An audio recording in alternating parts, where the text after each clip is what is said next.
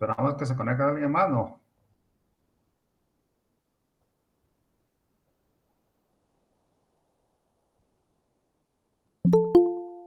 O ya no, empezamos. Jóvenes, ustedes me dicen. Empezamos. Vamos, darle. Muy bien. La última clase de insuficiencia cardíaca. La insuficiencia cardíaca en los niños es manejada completamente diferente a lo que usualmente se maneja en adultos, ¿verdad? Que se ha vuelto toda una ciencia en realidad. Se ha vuelto toda una ciencia y básicamente los de adultos lo que miran es eso.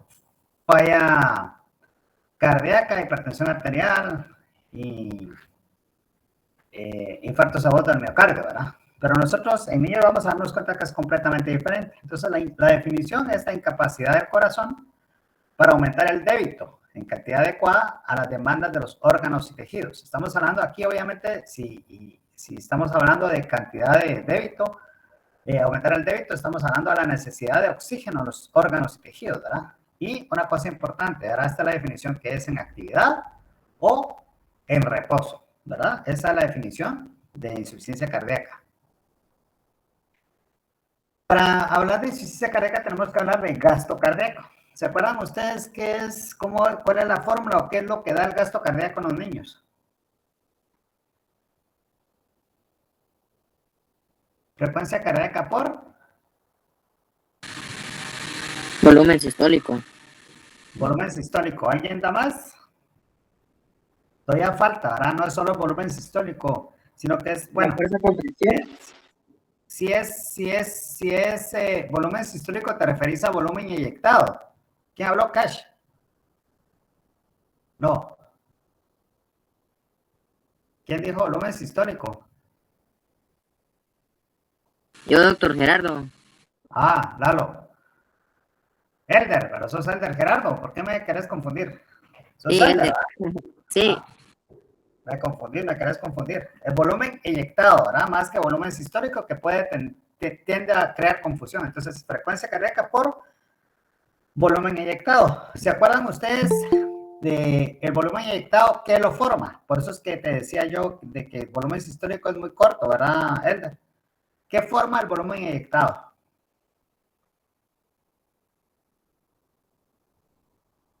¿Cómo se compone?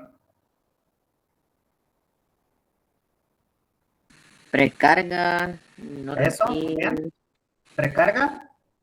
Contractividad, creo. Contractividad, ¿crees bien? ¿Está bien? ¿Van dos? ¿Precarga, contractividad? Sí. No recuerdo, no. ¿Alguien más? Por lo menos él escuchó las campanas. No fue a la misa, pero escuchó las campanadas. ¿Alguien más? Falta un componente. Poscarga. Eso, y poscarga. Entonces es precarga, poscarga y estado contráctil o contractilidad. Y entonces por eso es que si decimos solo volumen sistólico se queda muy corto en la definición, ¿verdad, Elder? Porque tiene tres cosas. En los niños es más importante la frecuencia cardíaca. En los niños el gasto cardíaco depende más de la frecuencia cardíaca que todos los otros componentes. No quiere decir que no tenga ningún valor, sino que sí depende más de la frecuencia cardíaca. Y de hecho, por eso es que los pacientes con 40 de frecuencia cardíaca que hacen en un lactante ustedes, ¿cómo lo tratan? 40 latidos por minuto, me refiero.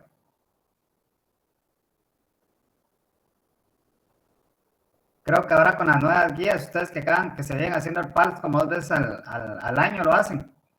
¿Qué dice el PALS de 40 frecuencia de latidos por minuto? O ya le subieron a 60. En lactantes, jóvenes, ustedes que sean el PALS. Ustedes son los expertos. Nadie va a decir nada, machis. ¿Se considera paro o no? ¿O no hay que comenzar a dar masaje? ¿Sí o no? Jóvenes. Sí, doctor. Sí, doctor.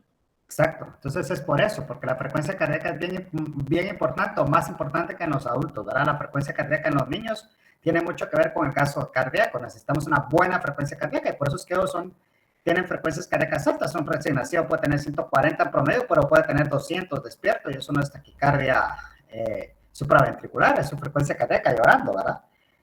Porque dependen de la frecuencia cardíaca y del volumen inyectado, que ya vimos nosotros que tiene componentes de la precarga, que es el llenado ventricular, la poscarga, que es la resistencia, que va a tener tanto sistémica como pulmonar, ¿verdad? Y por eso es que a veces cuando tenemos una paciente ahora en la emergencia que está con falla cardíaca por aumento de la poscarga del lado derecho, pulmonar, porque tiene hipertensión pulmonar severa. Entonces, precarga, llenado ventricular, poscarga, resistencia periférica, que puede ser sistémica o pulmonar, ¿verdad? Y contractilidad, estado contráctil. Entonces, cualquiera de estas cosas que esté afectado, si está afectada la frecuencia cardíaca, si está afectada la precarga, la poscarga o la contractilidad, nos va a hacer, de cualquier desequilibrio en esto, nos va a hacer que el paciente entre en insuficiencia cardíaca. Entonces, pues las causas de insuficiencia cardíaca, y aquí es cuando hacemos la diferenciación en cómo lo manejan los de adultos, ¿sí? Es terrible, pero acabo de ver a un muchacho de 13, 14 años, recuerdo yo, que lo enviaron conmigo para una consulta. Decía, lo peor es que estaba escrito en computadora, ni siquiera manuscrito para decir, se equivocó. Que lo mandaban conmigo para una opinión para que él pensaba que lo que necesitaba era trasplante cardíaco al niño, pero que una mejor opinión y se le podía contactar a algún lado donde le hiciera trasplante.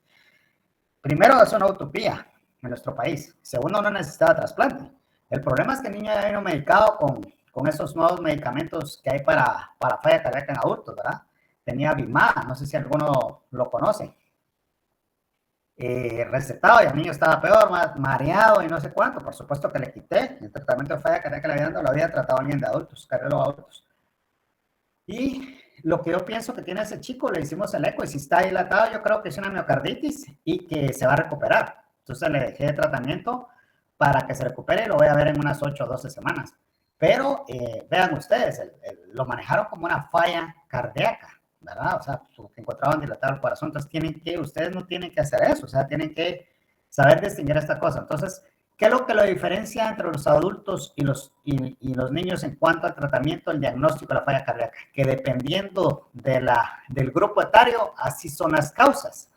Y entonces vean ustedes, en recién nacidos, ¿cuáles son las causas de insuficiencia cardíaca? Síndrome de corazón izquierdo hipoplástico, que dijimos que nosotros no tratamos esto. ¿Se acuerdan cuando vimos las clases de cardiopatías congénitas cianóticas? Transposición de los grandes vasos. Hay neonatos, un paciente que está ingresado esperando ser operado.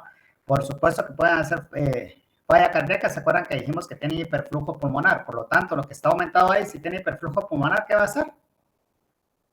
De los 3 componentes del volumen inyectado. De acuerdo a lo que acabamos de hablar en la diapositiva previa, ¿qué es lo que está aumentado en la transposición? ¿O qué es lo que nos desequilibra ahí? ¿Es la frecuencia cardíaca? ¿Es la poscarga? ¿Es la contractilidad? ¿Qué es lo que está afectado? ¿Sería la poscarga?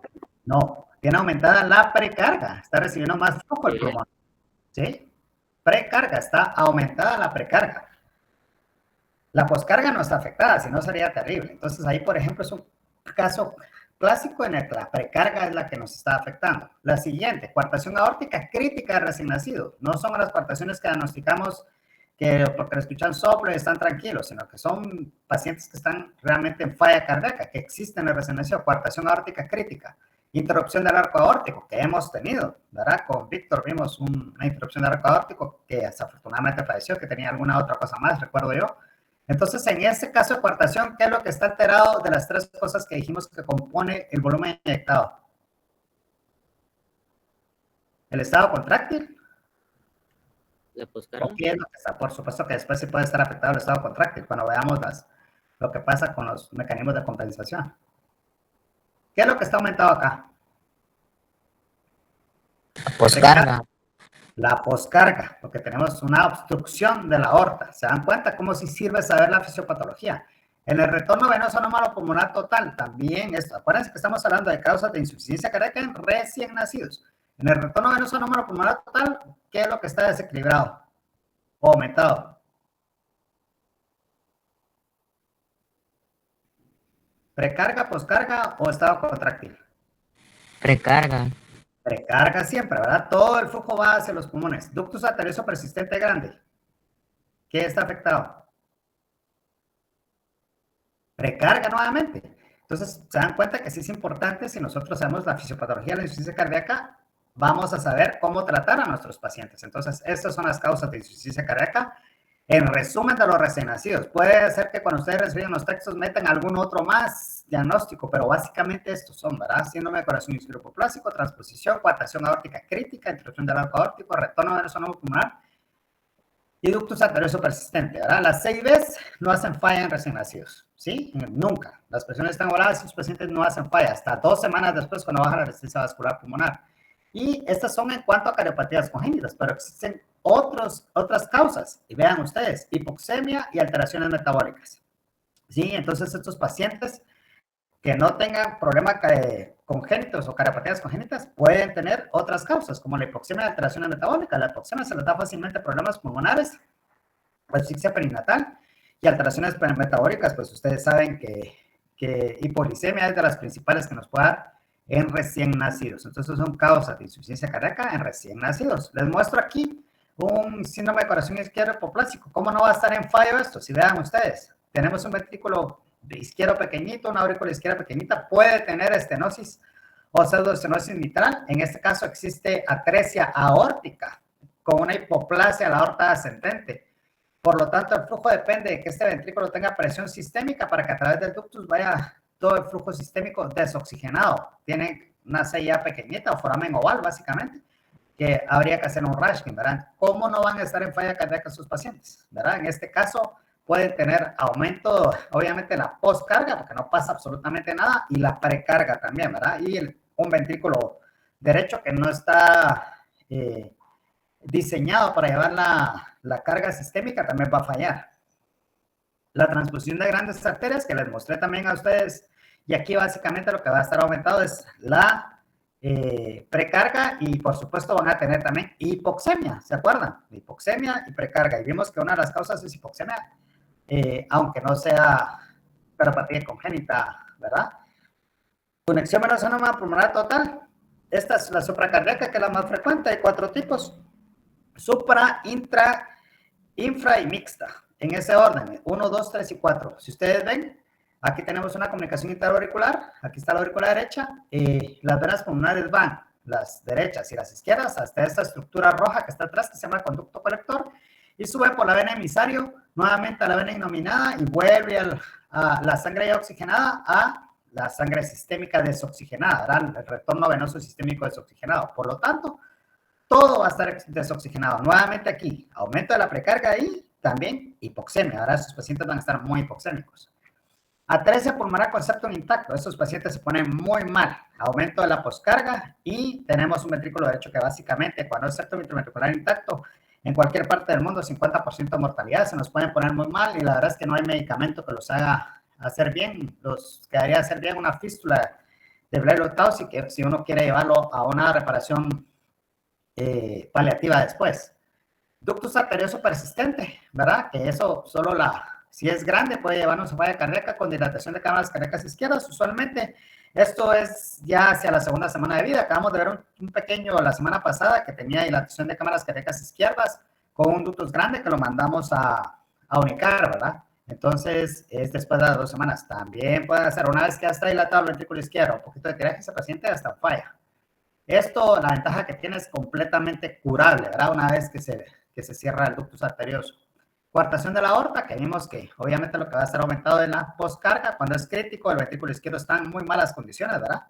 Entonces puede tener disfunción sistólica. Entonces ahí está afectada la postcarga y además, secundariamente, la contractibilidad. Interrupción del arco aórtico. Creo que esto no necesita mucha explicación, ¿verdad? Existe una interrupción completa. Entre los vasos del cuello hay 3 tipos de interrupción del arco aórtico, tipo A, tipo B y tipo C, dependiendo del sitio donde exista la interrupción. Y básicamente tienen que estar asociados a una comunicación interventricular, si no se morirán esos pacientes. Entonces el flujo de izquierda a derecha va a través de un arco ductal, ni siquiera ductos arteriosos, el arco ductal persiste y la parte de la cabeza recibe sangre oxigenada, pero toda la parte inferior del cuerpo recibe sangre desoxigenada y ahí van a poder ustedes tener una cianosis diferencial al hacer la oximetría, ¿verdad? En este caso van a tener precarga, poscarga aumentada, ¿verdad? Si no se trata a tiempo, pues la contractilidad también se va a afectar. Es imposible que alguien que tenga esto, pues no haga falla cardíaca a los pocos días. Las comunicaciones interventriculares grandes pueden hacer falla cardíaca, pero les insisto, eso es después de la segunda, tercera semana de vida en recién nacidos. Antes no, y tienen que ser defectos muy grandes, en el que exista una caída muy brusca, como es siempre, ¿verdad? Pero de la presión de arteria pulmonar en recién nacidos, y básicamente no existe, ¿verdad? Existe un poquito más crónicamente ya en la etapa de lactante. Entonces, vean ustedes, ahora nos vamos a los lactantes. Siempre sigue estando como causa de insuficiencia cardíaca cardiopatías congénitas, sí, pero ya no tan importante como vimos en el grupo de recién nacidos. Ya aparecen otras patologías como miocarditis que discutimos en la clase anterior, ¿verdad? Y ya sabemos las causas y todo, y lo difícil, lo difícil que es hacer el diagnóstico en realidad, porque se piensa siempre, tal vez exageradamente, como dijimos, ¿verdad? Pero miocarditis ya es otra patología por infecciones virales en la etapa de lactantes. Fibrinostosis endocárdica. Esto es una patología muy rara. ¿En quiénes podría tener una fibrinostosis endocárdica? Que sí me daría terror. ¿Qué pacientes? ¿Qué antecedentes tendrían que tener?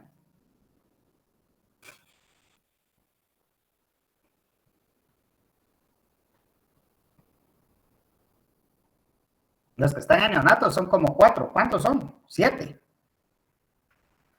7 neonatos, 8, ¿verdad? Algunos de los de neonatos. Víctor de ella. ¿Quién más? Se me olvidan los otros nombres, se salvaron. ¿Qué pensarían? Jóvenes, aún se durmieron. A ver, fellows de cardio. Presuman un poco. Perdón, doctor, no le escuché bien la pregunta. Fibrinostosis endocárdica. ¿Qué antecedente tiene que tener el paciente para tener fibrinostosis endocárdica? Para decir, tiene este antecedente lactante, puede ser una fibrinostosis. Obviamente el eco va a ser el diagnóstico, ¿verdad? Pero ¿quiénes son los que pueden hacer fibrinostosis endocárdica?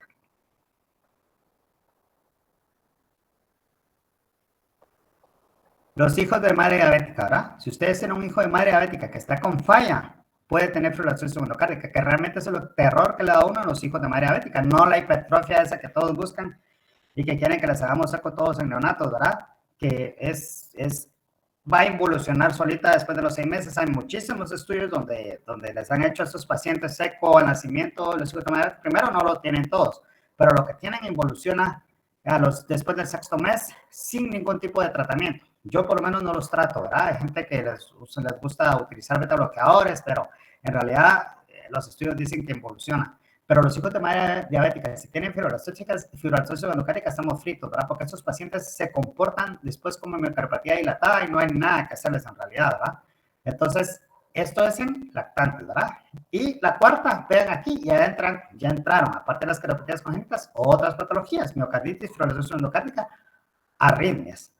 Arritmias, entiéndase, taquicardias o bradicardias extremas, o sea, bloqueos, ¿verdad? Básicamente, pueden ser taquicardias proventriculares, que tendrían que ser para que entren falla incesantes, ¿verdad? Y bloqueos congénitos, por supuesto. Ya en el niño mayor entran otras patologías. Siempre estamos hablando de insuficiencia cardíaca. En el niño mayor, fiebre reumática, que desafortunadamente no ha desaparecido en nuestro país. Esto tiene que ser una medida de salud pública, ¿verdad? En los países que tienen un buen control de salud pública, no hay fiebre reumática. Yo cuando me entrené, hace 20 y pico años que volví, yo no vi ni un caso nuevo de fiebre reumática en Chile. Los que habían eran pacientes que llegaban por su dosis de perivenza que habían atendido mis jefes y que eran adultos jóvenes.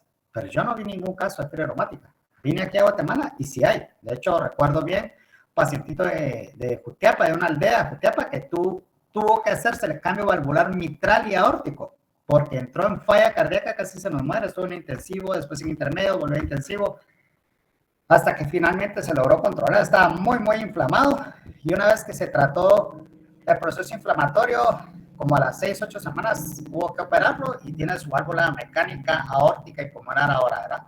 Por fiebre reumática. Entonces, el niño mayor en edad escolar ya entran otras cosas. glomerulonefritis, especialmente postinfecciosa, ¿verdad? Secundaria a estreptococo, ¿verdad? ¿Se acuerdan? Glomerulonefritis postinfecciosa en el niño mayor y puede producir aquí por aumento de la pre y poscarga, ¿verdad? En esos pacientes, endocarditis infecciosa, cardiomopatía dilatada, ¿verdad? Porque aquí los pacientes que hicieron miocarditis, pues esos ya van a tener una cardiomopatía dilatada. Entonces, si se dan cuenta, las causas de insuficiencia cardíaca van a variar con el grupo etario, que era lo que les decía.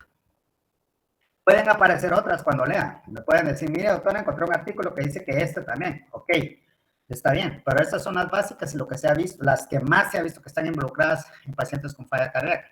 Entonces, básicamente, la insuficiencia cardíaca es un exceso de los mecanismos de compensación. Eso es la insuficiencia cardíaca. Porque inicialmente el cuerpo solito trata de controlar el desbalance que hay. Y existen mecanismos de compensación cardíacos, que serían taquicardia, dilatación, hipertrofia. Esos son los mecanismos de compensación cardíacos, ¿sí?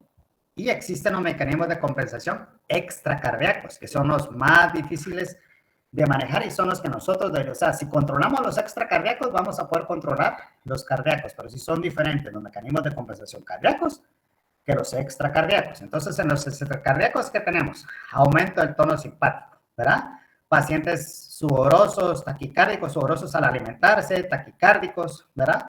Existe ya retención de sodio y agua. Se activa el sistema renina-angiotensina-aldosterona. Eso finalmente lo que va a producir va a ser disminución de la filtración glomerular. Al existir disminución de la filtración glomerular, pues se activa todo el sistema noradrenalina, existe más vasoconstricción y se vuelve un círculo vicioso, hormonas diuréticas, más retención de líquido, aparte de lo que vimos de sodio y agua antes. ¿Y qué es lo que va a ocasionar? Aumento del volumen ventricular, o sea, aumento de la precarga. Pero además pasan algunas otras cosas. Hay una, se podría decir, un máximo de la ley de Frank Starling. ¿Alguien se acuerda de la ley de Frank Starling?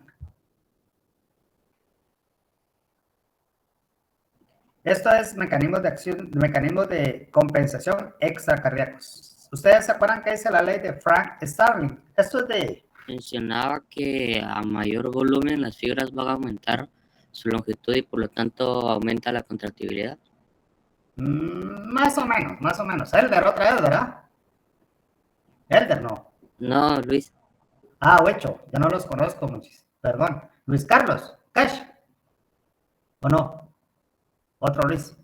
¿Luis Carlos? No, otro Luis. Otro. No, porque aquí se llama José Carlos, ¿verdad?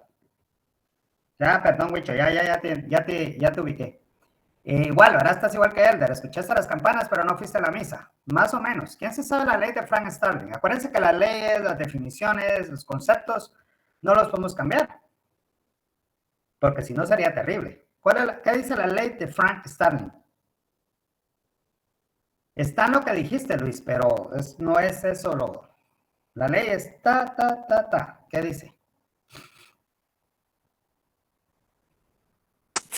Que cuando hay un aumento del retorno venoso sensado en la aurícula derecha, ¿va a aumentar la contracción cardíaca? ¿Qué se está inventando eso? ¿Quién habló ahorita? Ahora sí el mero Cash. Cash. Entonces eso se llama ley de Frank Cash. La que acabas de decir. La acabas de establecer.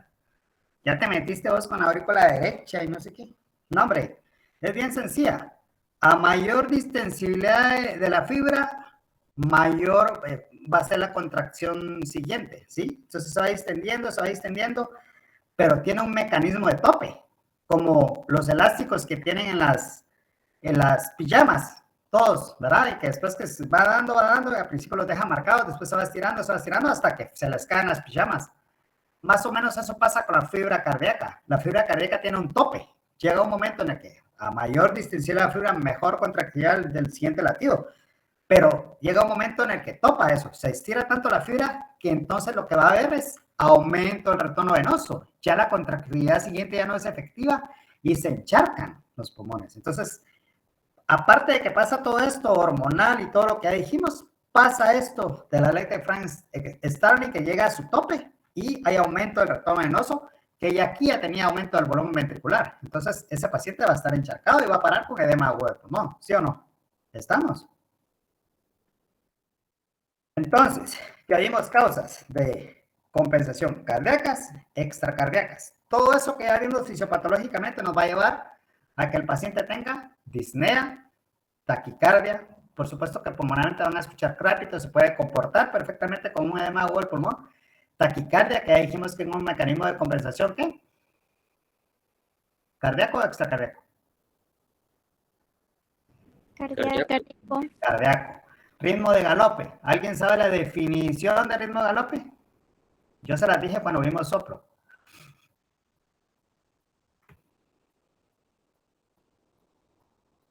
Frecuencias cardíacas arriba de 100 latidos por minuto.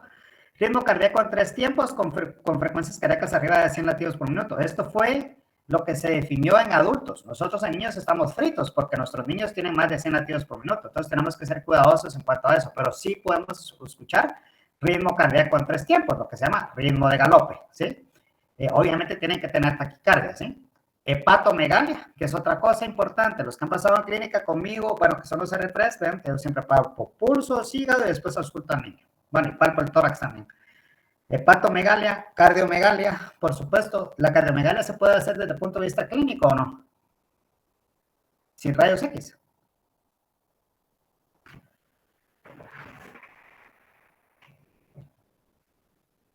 Con percusión, ¿verdad? En el siglo XIX, con percusión.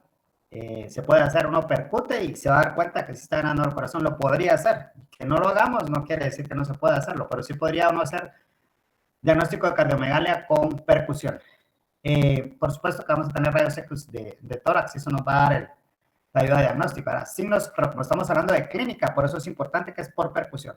Signos congestivos, ¿verdad? Que puede ser, como les digo, como aumento de crépito, comportarse como un pillido, sibilancias, comportarse como una edema agudo del pulmón. Puede tener cianosis sin tener una cardiopatía congénita cianótica, ¿verdad? Por enlentecimiento a nivel de los capilares de la circulación pueden haber cianosis, puede haber palidez, acuérdense que se aumenta el tono simpático, sudoración, que es también aumento del tono simpático. El compromiso ponderal, esto ya entra en falla cardíaca crónica, que para nosotros falla cardíaca crónica es después de las 2 semanas. Entonces, un paciente que tiene, o sea, un ductus o tiene una CB grande, ¿verdad? O combinación de ambas, esos pacientes van a comenzar a comprometer su peso ponderal, ¿verdad? Van a dejar de crecer, van a estar con tiraje y se van a adaptar hasta que finalmente va a haber algo que los va a descompensar y van a parar en el hospital, como lo que vamos a ver más adelante. Es importante, quiero que noten, en algún punto de esta clínica dice edema. Se me olvidó, no lo puse a propósito, es un truco para el examen, ok.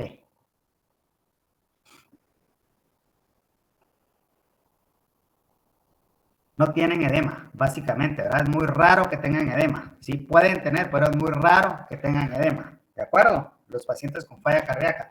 Los adultos sí, ¿sí? Más si es del lado derecho. Laboratorios. No tenemos que hacer nada del otro mundo. Una hematología completa. ¿Para qué nos serviría una hematología completa con un paciente con falla?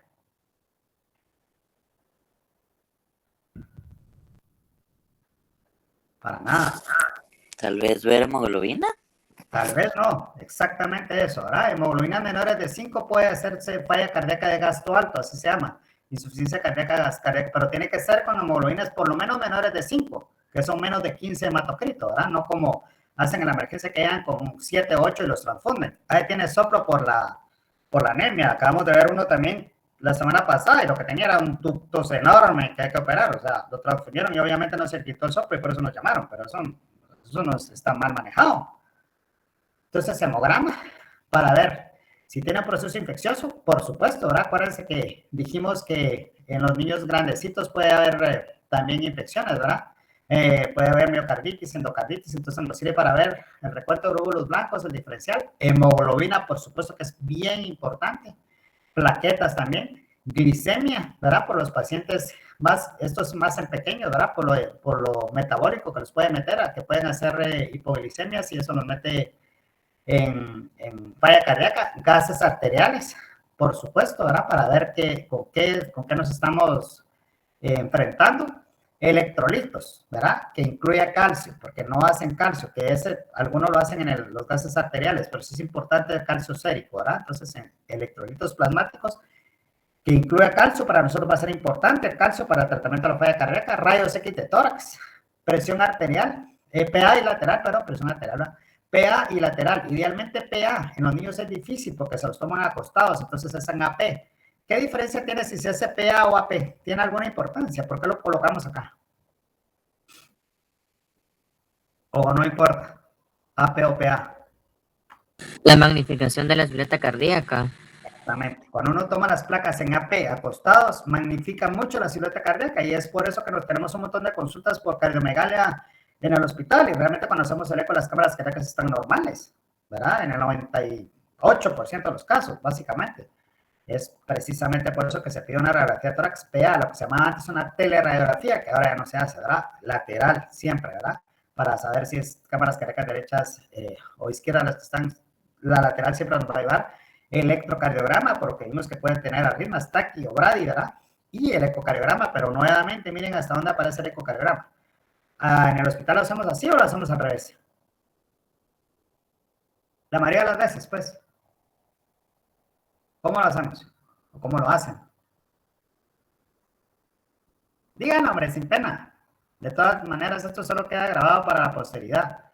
Lo que el doctor Montiel lo está grabando. Lo hacemos al revés, ¿verdad? Generalmente piden el eco aquí y después todo lo demás. Tal vez el hemograma ya han hecho. Pero esto es lo que, si se dan cuenta, pedí algún examen extraordinario raro, como hicimos, por ejemplo, miocarditis, ¿o no? ¿Les parece que alguno sea extrafalario de estos laboratorios, de este listado de laboratorios que le pedimos al paciente? ¿O no? ¿O les parecen casi de rutina, a excepción de los gases? Básicamente son de rutina, ¿verdad? Entonces, no necesitamos hacer una gran batería de estudios, ¿verdad? Que dijo el Cash ahí que la aurícula derecha. Entonces ya segurísimo, segurísimo. En algún lado aparece aquí el BNP o ProBNP. ¿Lo pongo yo como diagnóstico de falla cardíaca? ¿Por qué lo piden en el intensivo entonces? Y eso me piden para hacer eco. ¿O estoy mintiendo? Jóvenes de intensivistas. ¿Quién está en intensivo ahora? Cash, creo yo, no. Jóvenes. ¿Dónde está el BNP y el ProBNP aquí? Los podríamos pedir, ¿verdad? Pero no es lo que nos va a hacer el diagnóstico, ¿sí? De acuerdo. Y aparte que por alguna razón nos salen en 10,000 y hemos visto que los ecos no tienen nada, ¿verdad? Pero si hay dilatación de la aurícula derecha, ¿verdad? Si debería, como es una cosa hormonal, debería aumentarse el BNP y el ProBNP. Lo que hacemos aquí es ProBNP, pero no aparece, ¿verdad? Entonces, vamos al tratamiento. Básicamente va dirigido a cumplir 3 objetivos. La etiología, ¿por qué? Porque vimos que es diferente en los diferentes grupos etarios. Si es una cardiopatía congénita de las que vimos, el tratamiento va a ser la reparación, ¿verdad? Compensarlo, que no esté con hiperlactatemia, en el mejor estado posible para que vaya a hacer la operación y corregirlo. En coartación de la aorta crítica, pues puede ir inicialmente a dilatación, no necesariamente a cirugía, pero la cirugía es una de las recomendaciones cuando es crítico y les va muy bien, la verdad, a los recién nacidos. Pero tienen que estar lo mejor compensados posible. Entonces, tratar la causa etiológica, tratar la causa precipitante. Y aquí es una cosa bien importante. La mayoría de pacientes, si ustedes se pueden dar cuenta, y es la historia, no me van a dejar mentir, es la historia natural o la historia frecuente en nuestros hospitales. Son pacientes que tienen o ductus o CIB o ambas o alguna otra cardiopatía y resulta que han estado en su casa según las madres bien, ¿sí? Pero hay una causa precipitante. ¿Cuáles creen ustedes que son las 2 causas precipitantes que hacen que un paciente con cardiopatía congénita asianótica que ha estado en su casa probablemente los primeros años de su vida entre en falla cardíaca? Son 2 cosas básicamente como que son las causas precipitantes. ¿Qué creen que pueden ser? Infecciones. Muy bien, infección, usualmente pulmonar, pero infección es una. ¿Y la otra? los predispone mucho a pulmonar por el hiperflujo que tienen, ¿verdad? Está húmedo ese pulmón, ¿verdad? Hay edema alveolar y eso favorece un proceso inflamatorio y favorece que se infecten, básicamente. Entonces, infección. ¿Y la otra?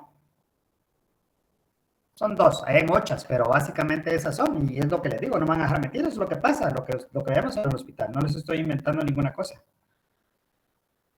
Anemia, ¿sí? Anemia, infección. Esas son las dos causas que precipitan que el paciente entre en falla cardíaca o que tal vez estaba compensado, pero esto lo descompensa. Y el del estado mismo de la SC. ¿Qué significa el estado mismo de la SC? Disminuir la precarga y poscarga, ¿verdad? Dependiendo de lo que nos toque, disminuir precarga, diurético, poscarga, pues vamos a ver algunos vasodilatadores después, mejorar contractibilidad. O sea, nada nuevo, ¿verdad? Disminuir precarga, mejorar contractibilidad, y si tiene aumento de la poscarga, pues que en este caso lo que podríamos manipular sería hipertensión arterial, por ejemplo, ¿verdad? Entonces, ¿qué vamos a hacer para tener esas medidas? Ingresarlo por lo menos a cuidados intermedios, idealmente a unidad de cuidados intensivos. ¿Por qué creen que es importante ingresarlo a esos lugares? Y no a encamamiento, por ejemplo.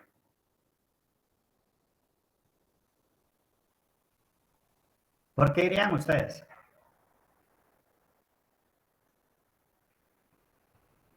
Porque la mortalidad es alta en insuficiencia cardíaca. Un niño que entra en insuficiencia cardíaca tiene mortalidad alta.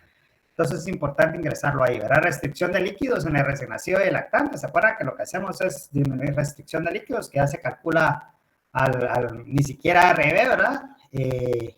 Y diurético, dieta hiposédica en niños mayores. Estos básicamente los pacientes, por ejemplo, que de los fiebre reumática o los pacientes que tienen glomerulonefritis postinfecciosa, pues la dieta también hiposódica es muy importante. Ventilación mecánica en los pacientes que están graves. Y esto es lo importante. El 20% de los niños con cardiopatías congénitas cursan con insuficiencia cardíaca. 20% de los niños. No todos los niños con cardiopatía congénita, pero el 20% van a cursar con insuficiencia cardíaca.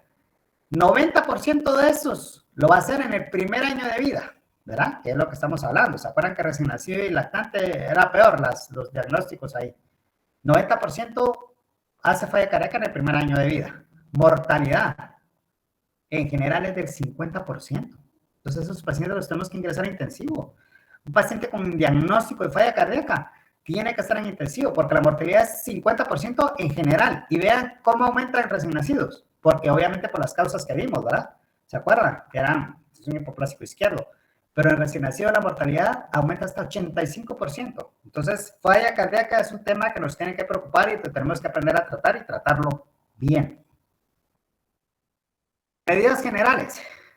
Disminuir el trabajo cardíaco y facilitar la función cardíaca, respiratoria, perdón, eso, entonces, ¿qué es? Reposo, lo que hablamos, ¿se acuerdan cuando hablamos de miocarditis? Posición en semifuller, sedación, si el niño está muy ansioso, ¿verdad? Porque nos va a disminuir el trabajo cardíaco y respiratorio. Oxígeno, obviamente, si estamos diciendo que la falla cardíaca lo que es que no es suficiente para mantener el débito de la entrega de oxígeno a los órganos y tejidos, pues oxígeno. Corrección ácido-base, ¿verdad? Por todo lo que dijimos que se desencadena especialmente por todos los mecanismos de compensación extracardíaco. Corregir trastornos hidroelectrolíticos es básico para evitar que además de todo lo que ya tienen, nos hagan arritmias cardíacas. Medicamentos. Oxígeno, que es un medicamento, ¿verdad? Porque hay gente que piensa que el oxígeno no es un medicamento. Inotrópicos, que pueden ser digitálicos, digoxina, la natócido C. Nosotros no tenemos la natócido C. En el tiempo que yo era estudiante en el Hospital Roosevelt todavía había natócido C. Era una maravilla porque se podía tratar para falla cardíaca en 6 horas, tenía digitalizado uno al paciente. La digoxina para digitalizar a un paciente, que yo estoy seguro que ustedes ya ni saben cómo se digitaliza un paciente, o alguno de ustedes ha digitalizado a algún paciente con falla cardíaca, recién nacido lactante. Lo han digitalizado. Espero que no me estén confundiendo el término, ¿verdad? Como uno digitaliza los libros o las revistas, no estoy hablando de eso. ¿Ustedes saben de dónde viene el digital? ¿Hace cuántos años se conoce el digital? Eso, uno. Y había otro, el Digitalis Lanata, ¿verdad? Que es donde se saca la anatocio, o sea, los chinos lo tenían, o sea, que hace 5,000 años que se usaba ese medicamento, ¿verdad? La digoxina. Entonces, ¿alguno ha digitalizado a algún paciente? En estos 2 años que llevan aquí, o 1 y medio.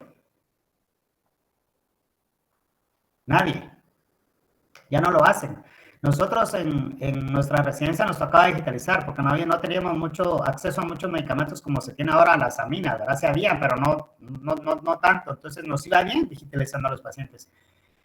Existe su Harrier Lane, revísenlo. Dice la manera de digitalizar al paciente, ¿sí? Que se digitalizan 24 horas. Cuando entregábamos turno, nosotros dejamos un relojito, la dosis inicial. A las 8 horas, si el paciente no tenía arritmia, se ponía la segunda dosis. Y el que recibía o si entregaba y le tocaba a las 8 horas, si no había ninguna alteración, se ponía la tercera dosis. Ya que ya quedaba digitalizado el paciente, entonces ya se le ponía la dosis de mantenimiento. Entonces, Digitalicos sigue siendo un arma, sobre todo en nuestros países subdesarrollados, sigue utilizándose, los de adultos lo quitan, lo ponen, pero aún aparece la guía de tratamiento de falla cardíaca increíblemente ahora en el siglo XXI. Aminas vasoactivas, las que ya conocen ustedes y manejan todo el tiempo, dopa, dobuta, milrinone. Diuréticos, furosemide, lo mismo que vimos casi en miocaritis, hidroclorotiazida, espironolactona, que es un ahorrador de potasio, y tramtirena también, que es un ahorrador de potasio, que es para los pacientes que están ya saliendo, digamos, que no están en el intensivo. Están en el intensivo, es mucho mejor. La furosemide es mucho más fácil de tratar y mucho más efectiva. Vasodilatadores, vean ustedes, hay vasodilatadores arteriales como la hidralazina, ¿verdad? Que es básicamente el prototipo de los vasodilatadores arteriales. Hidralazina, que estoy seguro que lo han tratado en pacientes con crisis de hipertensión en renales crónicos, ¿verdad? Venosos, básicamente el prototipo es el dinitrato isosorbide, que se utiliza mucho, los de adultos lo utilizan para pacientes con infarto y en pacientes en falla cardíaca también, aunque ahora hay otros mixtos de vasodilatadores venosos. Y aquí están los mixtos, que son los que ustedes usan todos los días y a veces en exceso, ¿verdad? Captopril, enalapril, y hay muchísimos priles ahora, ¿verdad? Muchos checas. Podríamos hacer un listado de por lo menos 10, pero estos son los que más utilizamos, ¿verdad? Captopril, enalapril. Curiosamente, en el Seguro Social, que tienen acceso a otros tipos de medicamentos, usan Ranipil, por ejemplo, que nosotros no utilizamos en el hospital porque no lo tenemos. Pero la verdad es que con captopril y enalapril es suficiente para tratar a sus pacientes. Entonces, vasodilatadores hay de 3 tipos, arteriales, venosos y mixtos, de acuerdo a lo que ustedes, qué es lo que quieran hacer y hacia dónde va enfocado el tratamiento de los pacientes con falla cardíaca. Y eso nada más les traía